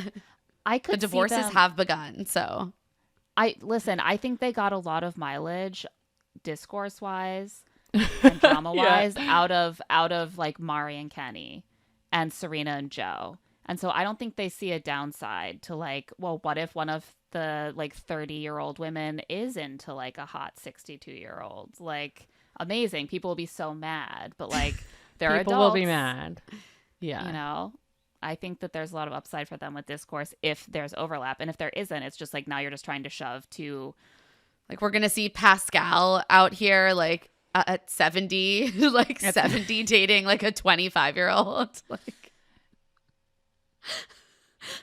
if they let Pascal on the beach, he will exclusively be trying to date the younger women. 100%. He's said as much, to be fair. Oh yeah, well exactly. That's why I'm saying that. He's promised. He's like, I will only do Golden if they let me date younger women. And apparently that's not the vibe. So maybe I don't want to be Golden Bachelor. I don't know. Do we think this is the future of Paradise, or like is this a one-off? I think they're testing it. I don't think anything is set in stone as the future of Paradise. I think they will see how it goes. I think they wanted to do Golden Paradise and they couldn't figure out a way timing wise to like make two shows. Yeah. I think they're trying to combine MILF Manor and like Unfortunately. Love Island into one show. Bring on the parents of people. It's not quite as gross as that, but they're like, we can get some of that, like some of that prurience from some of that titillation from MILF Manor was truly one of the most upsetting things I've ever that has ever assaulted my eyeballs. Ooh, Yeah, I couldn't I finish didn't it. see it. Claire and I Was could only Kelsey get through about Anderson's dad 3 single? episodes. It was very upsetting. As a mother of sons, it made me want to. Claire was like, I don't actually wish to in the future feel up my son's chest to try to figure out if I can identify that chest as him. Oh no. Yeah. No. Lizzie, it wasn't okay. No, I hate Are these that. my son's abs, or are these the abs of a man I will be going on a date with later? No. Can I figure it out by touch? No. I don't think that The Bachelor would ever go that far. No. Right? But I think that they were like, people are intrigued and kind of grossed out by this like age gap Let's idea. play Maybe in the we can- space. Get a little fun Yeah. conversation going. Yeah, don't stop the discourse, Bachelor. Overall, like the future of Golden is also interesting to me because it was such like a breath of fresh air for the franchise when Golden Bachelor premiered. Everyone was talking about it. It felt like rejuvenating for the franchise. And then the Golden Bachelorette, the ratings like absolutely plummeted. Tanked. No Yeah. beds, Vassos. Yeah. That's what I worry about with Latia. A no bed fantasy suite. Oh round yeah, that again. people won't find it. I do Sexy think, enough. however, Latia has shown that she can bring the drama. Like, I sort of think that we could get a more like Emily Maynard style season out of Latia if it went well, right? Where there is that little bit of like, there is that religious upbringing, there is those like strong boundaries, that little bit of like presenting as a very beautiful, gentle woman, and then like when you cross her, she'll fucking kill you with her words. I like that. I like it too. Yeah. I don't even know if we've ever seen a bachelorette who was quite as careful and restrained as Joan on the younger seasons. And I think that was I don't really think rough so. for this season. Yeah. Plus that there was no longer like a novelty to the age group. I And also just think a lot of the women that they cast on Gary's season were so spectacular. Yeah. And I'm not sure the male cast, even though I really adore a lot of them, I'm not sure they quite matched that. The show saw has a a lot of- problem casting men of all ages. I know. Well, men are the problem here. Men are the Men are always the problem. They're like, we can't do another Bachelorette season because they're all criminals. I mean, is that going to be like what kills the Bachelorette? That they're like, we can't Sex do crimes this without casting men who've done crimes, and so I think there's a way to like announce a bunch of names and be like, hey, if these are your But don't they criminal do that? exes, they do. on They that. literally do that. Facebook, they don't do it on TV. No, they should literally do like America's Most Wanted style, like put up their headshot and their name and be like, if you have Yeah. information about these men, please come forward. It should be We Jesse have a Palmer, like a NFL draft style. Yeah. He's got the faces. Give us the info. Give us the tea, and stop casting. We could these offer a cash criminals. reward, like if you come forward with useful information about a crime that one of these men may have committed in the past. Could work. There's options. Oh Lord. I don't know. They're having this problem with every show, like Love Is Blind. Well, I was gonna say Yeah. this is not specific. This is specific Yeah. to men, not Yeah. to The Bachelor. Well, and I think the reason that The Bachelor has really struggled with it historically is just because it's so huge. Like, it is the dating show. And so people who, we're all trying to find the guy who did this, people put a lot of expectations on them to Couldn't be adhere to a us. certain standard. Right. And you're watching like a dinky show like F Boy Island, and you're like, maybe these men have committed sex crimes. Who knows? Like, I don't know, and therefore it doesn't matter. But like with The Bachelor, it's very high There's profile. an These things come out. expectation of sex crimelessness. Yeah. Because like these men are getting a huge platform. They're on national television. Sometimes And they're they don't being even romanticized. address it, you know, like the Devon Yeah. Strader shit didn't get addressed on camera. So most people watching won't have any idea, and people will date him, and et cetera, et cetera. Yeah, Gross. 100%. The boost to the reputation is more durable than like the rumors online. And then I think like as shows like Love Is Blind get bigger, they're going to run into that also, where people, and they are starting to run into that I mean, they also. have. Yeah, they have been. Exactly. So I'm like, why hasn't? I guess Love Island, they air it as they're shooting, so it's like easier to catch people. All I remember is one time they like found a guy that did porn and they kicked him off on UK. I porn think. isn't a crime. You can do porn. I don't know. It's allowed. That was I just think. what they did. Interesting. But That's actually yeah, kind I'm of like weirdly puritanical to me. Like kicking a guy Protest. off for doing For porn. I Yeah, think it like, was. who I think it cares? was porn or lying about porn or. Look, it was a while ago. I can't remember. I don't actually Could have been really something watch else. Love Island. I watched like the first UK season. But Yeah, it's we just so really much only got content. into it this season. So Me But and now Emma we're got sad. into it. I still haven't watched it. They But kicked maybe a guy this off year. Hannah Brown's season, who had some allegations. They just disappeared him. Yeah, I yes, remember because that they time. Yeah. learned about it like early enough that they just they exited pulled him hard. stage left. But Maybe they we just could won't do have that Bachelorette. more. Like, I don't know. I don't know what they're gonna do. It's a big problem though, and they should at least be going in those Facebook groups of "Are we dating the same guy?" You know those groups. Yeah. Yeah, they should go in there They're and not like going. use them to eliminate men from their database. Because I think Marcus, that's where a lot of them were. A lot of the yeah, allegations. and those come up a lot in Love Is Blind rumors as well. Are you dating this guy? Are we dating the same guy groups? Yeah, I mean the casting is a big problem for them, and like it's hard to see how there's a future for the franchise if there's no female led component, because that's how they fuel each other. They're feeders Yeah. for each other. That's how they build like the juggernaut of like, you're invested now, so now you have to watch their season. We see with like the difference between like Joey's season versus like Zach Shawcross's season, just to pick a random example of one of many less popular bachelors, that like the popularity of the lead on the show that introduced them is very predictive of how well their season will do. Like Joey's season did so much better. So like you can't just like throw a random guy out there. You really want people to be invested in the lead. And so he has to be on a show where people get invested in him. And he has to like be sort of stress tested. Yeah. Mm. Which is not something that happened to Grant. No. Because we didn't know him. He left too early. Like he left. I with think more it's hard hometowns. when the lead only makes it to final 6. I think there are just like pieces of the experience that they don't get on the front end.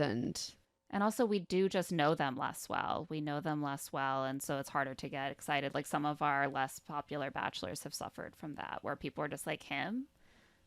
I barely remember him. That was 4 weeks ago. I mean, you have to go back to the premise of the show, which is this is supposed to be the most eligible man in America that everyone should want to date. I also think And, like, no one has felt that way about the I know. show in many, We're all many thinking years. it. Who's the most eligible man that everyone wants to date? Elon Musk, right? Like women are lining up to have those Musk babies so that they can beg him for child support on Twitter afterwards. He would insist on 0 condoms in the fantasy suites and mandatory unprotected sex. They would just be God. doing like IVF, you know. It's just insemination. Yeah, it's just an insemination show. Sorry to make things gross and political again. No, I think How that dare you? How dare I think you part at of a the time problem like that we this? have is that like it feels really gross when the show tears down a female lead in order to build up a man from her season. But that is Yeah. part of how they have historically gotten successful bachelorettes is by building her up as the victim of her bachelor. And so I think they've struggled to find a way to get us on the side of bachelors because the female audience is no longer that interested in seeing the female lead being torn to shreds at the end of her season. No, we don't want to force Jen Tran to watch back her proposal. I mean, it was just so botched. And like, I got so mad because I was like, I've been begging for a woman to propose on the show for so long. And the way that they reveal it to us is just a nightmare. And not. Oh, yeah. They completely undercut what it could have been. Yeah, I mean, it like was the historical awful. significance of it. And like, I don't know. Pissed me off. And like of all people to do it, like to have Jen, who's the first Asian American bachelorette already a first, already breaking new ground, who has opened up a lot about her insecurity about being chosen, to have the big moment for her at the end being like she's the one choosing, she's the one making the gesture, and then it ends like that and she has to sit there and watch it while she cries. Like that was horrible. But in no way did that build any man up to take over the lead either. Certainly not. That's true. That was just needless destruction. Yeah, that was just cruel. That was just cruelty. Yeah, I wonder about this a lot, like how they can have a good cycle going when they haven't figured out a way to get us excited about a lead that isn't she was done wrong by or he was done wrong. Well, don't you And think there now it's can their be a turn. heartbreak edit for a man that doesn't tear the woman down? Yes. Well, that's what worked for Joey, right? Like they nailed it that Yeah. one time. Yeah, he got told I love you by Charity, and they didn't demonize Charity. And they even like bring her back, and they're like, it's fine that she said I love you to a bunch of people. And Clayton, I was so happy to see Clayton after the final rose. And they clearly did that whole panel in part so that people wouldn't freak out at Grant too much. Like they're like, this is going to look bad, but is it really so bad what he did? Maybe not. Maybe it's okay. And I prefer that to them like throwing a lead to the Wolves after they've gotten a season out of them. But they also, I mean, Grant said on Vial Files that they dramatized that whole final rose ceremony thing and that he wasn't deciding right which car to send, right? So that's them demonizing him. That's true. Yeah. But yeah, I new guess I producers- just didn't feel like Grant was like so terribly demonized at the end. I didn't feel like this was like a Clayton situation where he was the full villain of the season by the end. I think it was a bit of a middle have ground. it both ways a little bit. Yeah, like they had Latia. It seemed like she had legitimate grievances, and at the same time, it was pretty clear that he had made the right decision, and he and Juliana were the correct match. So I don't know. I wouldn't categorize what they did with Grant as like it did feel different to me. I mean, it's way better than what they did with Jen. Yeah, or with Clayton, yeah. or with like Zach. Even. Yeah, they That was still a like put the disaster. franchise's weight into supporting them. They're like, we're sending you on a trip. Like, we're invested in your Yeah. relationship. Like, there was a like celebratory feeling. There was not like a question of like, is your relationship even going to make it now that, it was, I felt like they did actually an okay job of splitting the difference. To milk the drama from Latia's anger without completely throwing him to the wolves.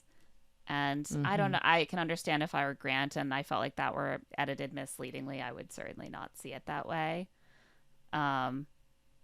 But like, to me, that's not even the thing that's upsetting that he was choosing at the end. What's upsetting is Latia saying he told my mom Right. on FaceTime on our first date that he wanted to end the show and he was sure it was going to be me. I also think we were sort of like, the show was really short. Seems pretty really short. not weird that he would be having trouble deciding. He hasn't had that much time. It's like a big decision. That's on them. It was fewer episodes, wasn't it? It was it by was like a few fall episodes shorter, if not more. Yeah. Who are you excited to see in Paradise? Parisa. Yes. I die for her. Yes. But who are you looking forward to seeing? Oh my gosh. Who wouldn't fall in love with Parisa? Really am excited to see what Zoe does. Yes. In Paradise. Like, I was blown away by how she kind of pivoted. She seemed to be getting an early season villain edit at the beginning, and then she pivots into third place. Brilliant. Yeah. And she's had a very interesting, like, post show. She went on, where did I listen to her? Bachelor Happy Hour, I Bachelor think. Happy Hour. And she was basically like, I didn't pivot. People think I pivoted, but it was just the other girls realized that they misunderstood me. And I was like, okay. maybe. I don't know. Probably a little bit of both from what we saw. Sorry. No, you're good. Probably a little bit of both from what we saw, but I think that she might be one of those people who comes off differently when she's not in a setting where there's only one guy. I think it'll be better for her. Yeah. On Paradise. I think it'll like open up a little bit more space for her to not be in competition with everyone. She's clearly, as she said, like, she's a very competitive person. Who else am I excited? I mean, I'm so happy that we get Leslie. Oh, FEMA? Yes. Yeah. I love mean, honestly, I feel so like they much. should have picked FEMA for the Golden Bachelorette. Sorry. Yeah, I mean, we wanted her to be Golden Bachelorette too. Yeah, that might have been a mistake. Yeah, they could have gone more like Caitlyn and Hannah Brown with the season, like someone who was going to be really like feisty and raw. Instead, they went like Desiree. Didn't. They went. Yeah. Trista. I feel like they either go like super sweet girl or like free spirit. Yeah, I wish they'd gone free spirit. Yeah. I wonder. I don't know exactly what happened with the Golden Bachelorette ratings. I also wonder if it got really affected by the fact that people mostly liked it because it was wholesome, and then Gary and Teresa got divorced like right away. They were like, never mind, that wasn't wholesome, and I'm not going to watch this anymore. But then I think maybe if they leaned into that with more of like a free spirit Bachelorette, maybe it would have been given people something else. Like maybe the wholesomeness didn't feel real anymore. And then they were like, here's the most wholesome Bachelorette season you could possibly imagine for our first Golden Bachelorette. Yeah, it seems like they were trying to go really safe. Yeah. I'm just curious what other golden men we're going to see. Gary. Yeah, Gary. I think Gary's busy having cancer treatment. Oh, that Gary. Yeah, there's two Garys. There's one Gary that is going to be. There's one that we know is going to be there for sure. Yeah, and then I read that Golden Gary, I don't think is going to come. No. Yeah, no. He's said he was. I believe it was offered to him and he declined. I wish he was, but I would decline. Oh, Joan. Oh, I just like doing impressions of him. That was a great season of television. We'll always have so have good. that. I mean, I assume Charles. Weeping. They'll get Charles. Oh back yes, on. Charles. a lot of these Pascal. men are in relationships now. Which That's is, the thing. And I think a lot of the ones that What about Golden Jonathan? Is he single? he got in a relationship like right after. Oh, see, that's the Jonathan I was talking about No. this whole time. Oh, I thought you I meant was like, what happened to his I thought you were girlfriend? talking about like an age gap what happened to his relationship with girlfriend? Jonathan from Jen Trans season. That's Maybe what I was what- talking That's about. what Lizzy That's was what talking Lizzy about. was talking but about. I misunderstood. I was saying Okay. young Jonathan with FEMA. Yeah, this is the Okay, problem. actually, yes, that would be amazing. There are too many people with the same name. That's actually so true. We're gonna have to start using like instead of their last initial, like Y or G. Yeah. Younger Golden. One of their names. Mark Anderson, does he also have Jonathan? a girlfriend? Yes. Yeah. Barbie Allen Woods. He is dating Deb from One Tree Hill. Deb quite from One Tree Hill. seriously. No, that is what happens to the men who come off Golden. They like immediately get into a relationship with either like Yeah. a famous woman their age or a model their age or like a significantly younger woman. That is I mean, there's That's what happens something, to them. biologically that happens where the dating pool goes in one gender direction. Yeah. Tough to cast. Yeah. It's like you have Pascal, like a literal 70-year-old out here being like, I really like to date women in their 40s. Like, yeah. Oh my God. Well- The woman with the horse. What was her name? Faith. Faith. I would like to I see want to her. see. Oh, I would love. Faith would be fun. I would love to have Faith. I mean, obviously, we got to have Kathy, Susan. I love I feel like Susan. Nancy would kind of kill on Paradise. Oh yeah, Nancy shocked me how good she was on whatever love season, her. Jones She was season. great. love her. Sandra gotta be in there. Oh, gotta be in the yes. mix. I love her TikToks. They're No, there are a lot of great options for who they could cast. But then what? Like, is there like a future for the Golden franchise beyond Golden Paradise? Like, they come off the show, they very quickly get into relationships, and then it's like, are people even excited to see any of the remaining people as the lead of the next season? Like, are they just going to be like, well, we did the Golden experiment and now it's over? Or do you need to just like cast need from to the cast wider some population people. again? yeah. I think in general the show should cast more celebrities. I know they don't do that, but like Jesse Palmer, was cast as an NFL quarterback or whatever. Oh, in the old days, they used to do celebrities. Yeah, Yeah. Andrew Firestone. I think that would get people like amped again. Get a Zendaya. I know people keep saying she has a partner, but get her. What? Oh my She's God, engaged. no one would want to watch The Bachelorette after you broke up Zendaya and Tom Holland. Yeah, are you what, Lizzy? Break 'em up. Lizzy, get out of here. I don't know who that is. If you break up Zendaya and Tom Holland, like the nation will rise up against Hate you. I'm just saying would that's an hate you. example of someone I'd love to see as the Bachelorette. Like, or that woman who was the Olympian from Dancing with the Stars. I feel like it would get more interest and like maybe just pump up the fan base a little bit more. I'm tired of us Yeah. pretending that fame has nothing to do with the show. Yeah, and I feel like the show exists in this kind of bubble that sometimes surprises me because I am so in it, and they're the biggest reality dating show, at least in traditional TV terms, and they do all the morning shows and like the late night shows after they come off, but like truly people who are not watching the show have no idea who any of these people are. They're not No. relevant at all outside of the show.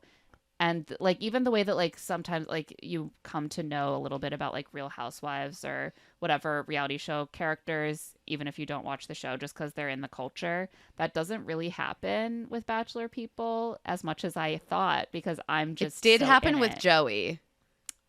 Yes, and occasionally there's a breakthrough, and I think that was true like back when Hannah Brown was like there are breakthrough Yeah. seasons, but like maybe that is what is more cross-pollination with other sources of famous people.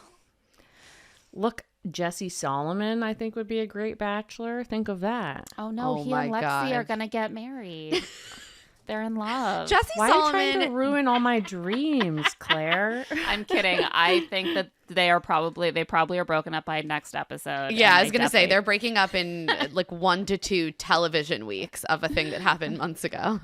Yeah, I he's gonna get just tripped think- up between love bombing her and trying to evade commitment and make a mistake. And Can you be imagine Jesse available. Solomon as the Bachelor? He would like have to convincingly tell everyone he's like looking for a wife. The man can't even decide if he wants a girlfriend for like 3 months. He would crush. Everyone would be No, I want fighting West. each other. I think West. oh god, You pick West over Jesse Solomon? West is Emma? like a national Toxic. villain. I know, but I think it would be so funny. He'd be like, I'm such an everyman, and then he would like emotionally destroy everyone. Honestly, You know what? would I love don't. to see The that. truth I would is, pick West I over don't. I don't anyone. want to see either of them as the Bachelor because I need them to stay right where they are. I would watch West or Craig. Look, I'm a Craig Honestly, apologist. Craig is also dating someone. These men have to stop Yeah. dating people. It's That's Break true. up with Craig them, is dating. a Pay new them Natalie. money and get them to do it, to break up with their person. Maybe that maybe that's where Shep ends up. He's Oh, finally ready to God. commit to a 26-year-old. So Shep was a is the joke. exception to my celebrity rule. or what about No, just Shep. grabbing one of the people who didn't end up with someone like on a Love Is Blind Exactly. and doing like a franchise crossover? Dipti or Natalie. Deep get Tea. one of them. I would love to see Get one of them. Deep Tea. like that's like a prime case of someone who was like made it through the whole show and then ends with sort of like an I was hard done by position, prime position to be caught up by the Bachelor and given the flagship. I think they Like- are too proud to like choose a Love Is Blind person, but I think Love Is Blind is now the biggest reality show, so why they need not to- take some of their viewers? No, that's the synergy that like I think that one thing that we have seen with Bachelor over the years is that they have gotten like more protective of their ability to control everything. Like they're suing the contestants for violating their contracts by talking too much about the edit. They're pulling back from letting them go on podcasts and shows that they don't control. They don't even let them go only to will a let them go on party the without in-house signing off. It's Right. It's and like too much. Love is Blind is not doing that. Like other 'Cause it shows hurts are the show. Right. The more publicity they're doing, the better. Like, And you need your God, I cast feel like to DP be would a be really little good. bit messy. There needs to be interest. They need to understand what the ecosystem looks like now and how it has changed since The Bachelor originated. like let people question the edit. That just gives people more reason to talk about the Yeah, show. for exactly. Who longer. cares? dip into the discourse. I like. They're so controlling, and it's why I feel like they won't do your pitch, Emma, of the all-in-one room, is because they want to control it. And I know, guess I think you're what? right. No, it would be so Let go. They gotta let go a sexy. little bit. They Let gotta let go. go. See what but the I do actual wonder stories are. if they are truly clearing house and saying we are gonna try a whole new cast and a showrunner who has a very different background, then like maybe we will see a bit Yeah. of the loosening of the reins. And I would like to. I hope Scott Teddy listens to this episode. Yeah, come on, Scott Teddy. This is for you. This is Scotty, You Scotty, gotta please. loosen up. You our best gotta. friend, please Scott save Teddy. us, Scotty. It is always so weird on a like a Paradise episode when one of them says something that reveals that they have spent the whole day just separated for no reason so that they Yeah. can do the rose ceremony at night without hanging out. And it's like, but why? For what purpose? Like it's so archaic. There's Why no are we still doing it purpose. this way? It's like when they Yeah. make them decide you have to either break up forever or go and get engaged. And it's like, no, there's a clear third option. Yeah, you're like, why? And some of the Yeah. couples that last longest, they forced to break up, like Becca Kufrin and Thomas. Big body trash can. Abigail and Noah. Abigail and Noah forced to break up. Yeah. That's like the most successful thing is like break up because it's too much pressure to get engaged right now and then be like, I'm gonna DM you in a couple days. Just hang tight. Yeah. We're not stupid. I don't know. I sometimes wonder, like, just maybe this is a good place to close, is like The Bachelor is this show that was born at a very different time culturally in a lot of ways. It's sort of like of the Bush era, and this brand of like very staid, like conservatism that's like a union between like Christians and like yuppies, you know, who are all just like kind of on the same team and like love Republicans and like marriage and just being very tasteful, and you know what I mean? Like it's just like that's not where any of that is right now. Like things Our have changed. conservatism is no longer tasteful. It's And not let me tell tasteful. you that. And the yuppies are like, maybe I shouldn't vote for this like crazy person who's a Republican anymore. Like I don't like the suburban swing. Like I'm just saying things have changed a little bit, but the show was born in this moment. So like it's been unevenly trying to like evolve with the shifting tides. What is the future for a show that is like so marriage minded and so conservative, but like in its sensibility, in a moment when that's not what the rest of like pop culture really looks like? Like other reality dating shows approach questions of like marriage and sexuality and values and like how you form a romance so differently than The Bachelor. Like are they gonna have to make a big change? Are they gonna swing hard toward like MAGA right, like try to win those viewers, or are they gonna try to kind of keep on in this uncomfortable middle?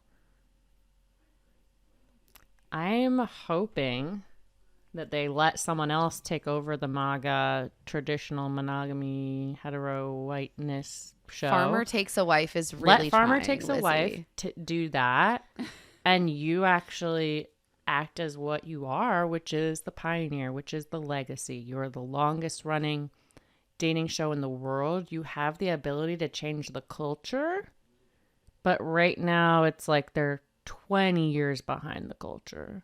Like I watched that like all queer Are You the One season like in my mind So 15 many years ago. ago. Yeah. And they still haven't had a queer Bachelor This season. was going to be my other pitch for a less structured, like bigger, like cast all kind of being there from the beginning, all in one house, is that I think it would be easier to integrate queer relationships into Paradise. Yes. If it was less centered on that, like those like numbers and like bringing people of specific genders in.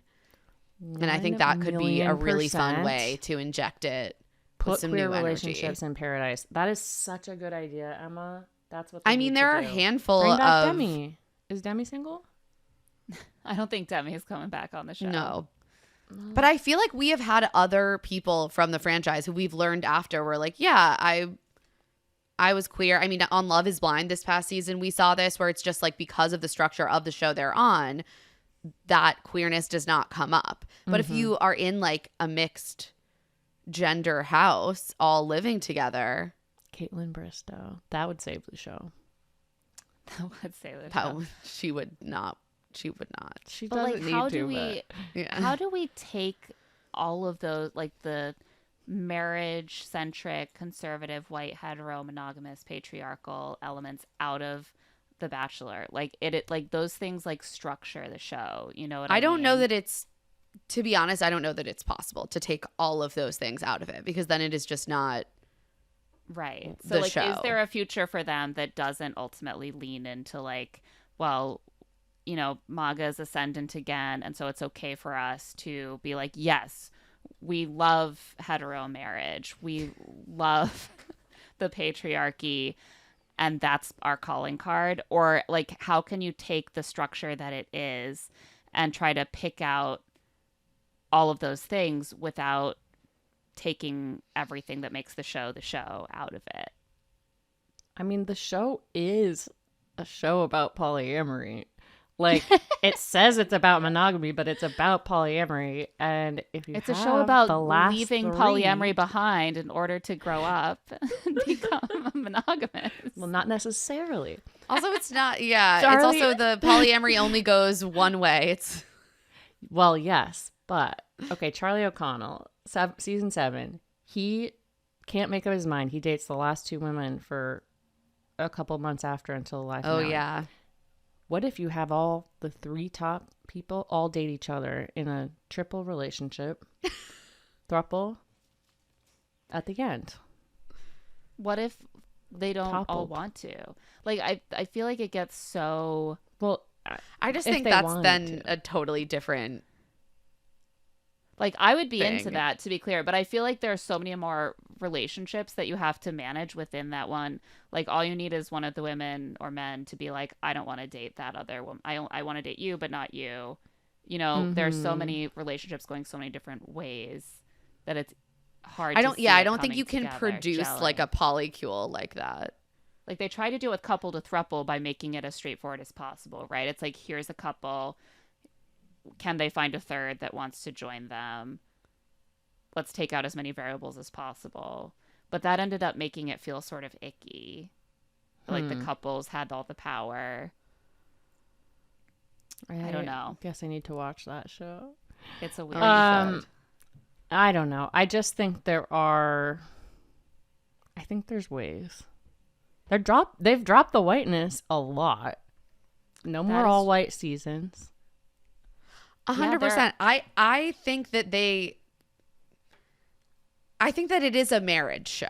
So I don't that's the think thing like that's hardest to get rid given the of. historical context of marriage, and like we say this as 3 people who all chose to be a part of that structure even though we are not invested in that like particular history. So like I think there's a lot of people who still want to get married but are not like invested in the historical nature of what that arrangement meant, right? So like I don't think you can let go. I don't think you're going to really let go of the like desire for monogamy or desire for commitment and marriage of the show. I do think that that is kind of central to what it is.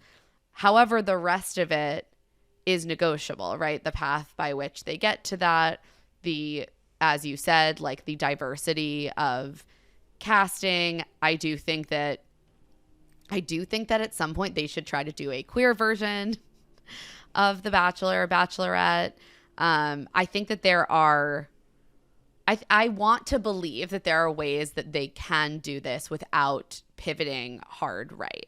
I don't know that I have like the answers to exactly how they should do it, but I don't know because They could Love is discuss Blind and Married at politics. First Sight are also like heterosexual marriage But shows. Love is Blind, they discuss politics. Like they Right. incorporate that into the show. I would love to see that on Bachelor. 100%. Me too. I think part of it is like what kind of conversations are they highlighting? Who are they casting? I don't know. Yeah. I mean, we don't know. We don't know what's going to happen. I do think that sometimes the show is kind of a lagging indicator. And they finally were like, all right, it's DEI. time to get into Yeah. DEI. And it's like, Yeah. DEI is Right. illegal now. Are they going to slowly and creakily be like, whoops, now we hate DEI and we're all I about... mean, I think that's a distinct possibility. I think it could really go either way. Yeah. Yeah. I mean, it's been Like- riding the fence for... Right.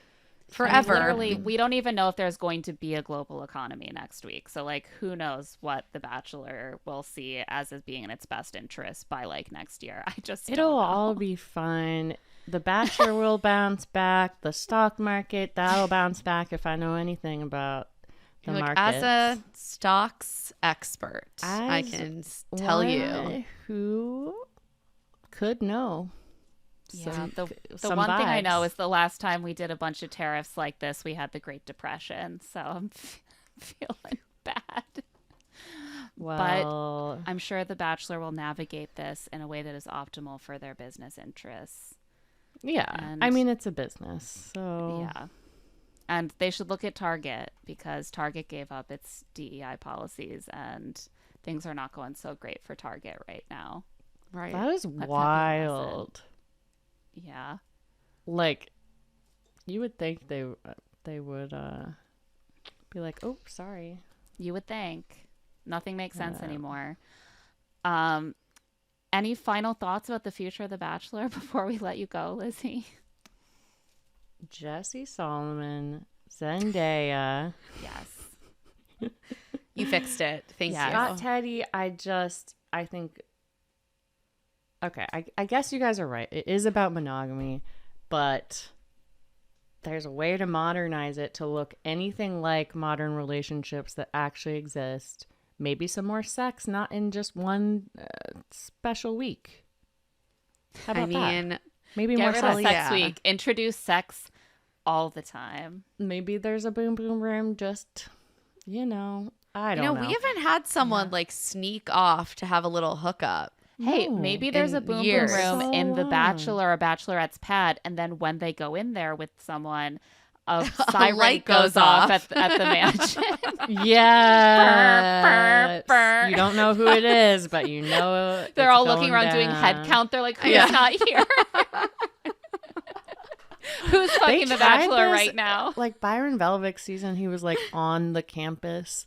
Bring it back. I think more Yeah. time between the Bachelor and their people. More I think casual is better. time. Less control in all of I the agree. franchises. That's I what think would, that is the key. I they think we have all to agree. unclench. They have to give up control, and in that way, yes, unclench.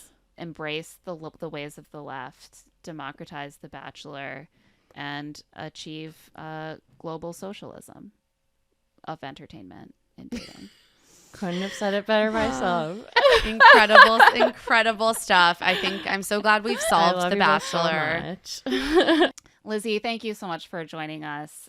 This was Thanks for having we knew you'd be the me. perfect person to talk about the future of the Bachelor, so it was such a pleasure. I'm hoping it all goes well. Thanks for having me.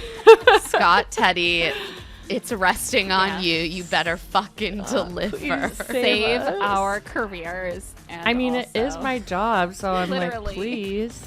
Come on. No. Come on, Scott. Do it for us. I don't want to have to go back to like an office.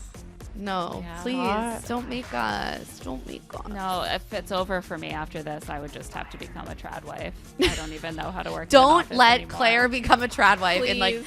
In like a year, we're gonna see Claire like in a dress in a field posting like just submit to your husband and life will be beautiful. And you'll be like, The Bachelor, submit. this is your fucking fault. This is blood on your hands, Scott Teddy. You did this. On that note, that is it for this episode of Love to See It with Emma and Claire. Thanks to our wonderful guest, Lizzy Pace. Love to See It is a presentation of Odyssey. The show is produced by us, Claire Fallon and Emma Gray.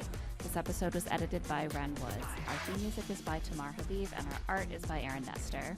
If you like our show, remember to follow us, rate us 5 stars, leave a review, and of course, spread the word to all of your friends about Love to See It. If you want to get in touch, you can email us at claireandemmapod@gmail.com. You can also find us on TikTok at Love to See It Pod and on Instagram at Claire and Emma Pod. And you can find our newsletter Rich Text on Substack at claireandemma.substack.com. I'm also on Blue Sky at Emma Gray and on Instagram at Emma Lady Rose. And I'm at Claire E. Fallon. Special thanks to the team at Odyssey.